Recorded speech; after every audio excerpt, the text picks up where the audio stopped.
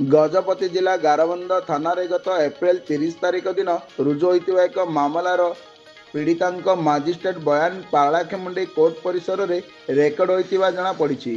आज अपराह्न पीड़िता समेत तांको बापांको बयान मध्य रेकर्ड करा जाइतिबा सूचना रही।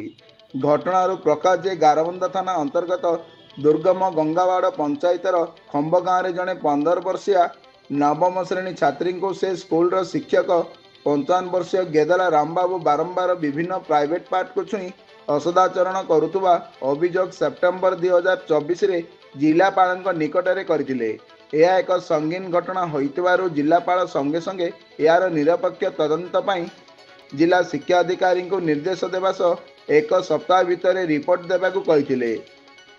जिला शिक्षा विभाग एक 2 जणिया तदंत कमिटी करे यार तदंत आरंभ करथिले। तेबे शिक्षक जनक फेरार हो जाइथिबा बेले दीर्घ मास हेला एही मामला सेमिति पड़ी रहिबा जोगु पीड़िता न्याय पाउनथुबा परिवार लोके अभियोग करी पुणी गारबंद थाना रे लिखित अभियोग करिसंती।